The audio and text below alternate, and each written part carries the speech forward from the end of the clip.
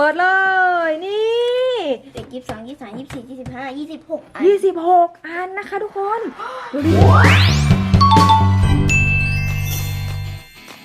สวัสดีค่ะนี่นะคะตอนนี้อยู่กับเกลลี่นะคะทุกคนวันนี้เกลลี่ซื้ออะไรมาคะรูบิกค่ะนี่รูบิกนะคะทุกคนเดี๋ยวเราจะมาดูกันว่าของเกลลี่เนี่ยมีรูบิกกี่อันใช่ไหมคะใช่เดี๋ยวเรามาดูอันเดิมก่อนอันนี้ก็คือกล่องที่เรามีนะคะทุกคนเปิดเลยนี่อันนี้มีกี่อันคะพี่เกลน่าจะมี10 อันค่ะ10 อันลองนับก่อน2 3 4 5 6 7 8 9 10 11อ๋อ11 อัน11 อันนะคะทุกคนแล้ววันนี้เราไปซื้อมาใหม่ใช่ไหมคะใช่นี่เรามานับกันซิว่ามีทั้งหมดกี่อันค่ะวันนี้เราไปซื้อมานะคะวันนี้เราไปเหมามาเลยนะเกลลี่นับแล้ว14 อัน14 อันใช่ไหมคะแล้วมันก็จะมีอันเล็กจิ๊กปิ๊กแบบนี้ด้วยนะคะทุกคนอันนี้เขาเรียกว่ารูบิกอะไรอะลูกรูบิก2x2ค่ะ2x2เหรอคะอ๋อ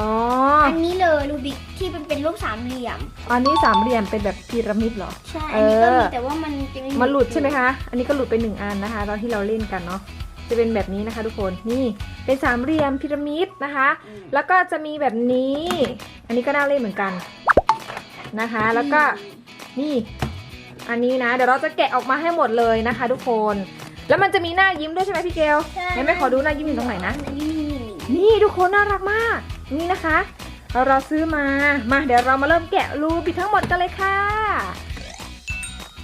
นี่นะคะทุกคนตอนนี้เราแกะออกมาจากกล่องเรียบร้อยแล้วนี่เยอะมากเลยใช่ไหมพี่เกลใช่อันนี้นะคะเราซื้อแบบนี้นะคะมันลื่นมากเลยใช่ไหมคะ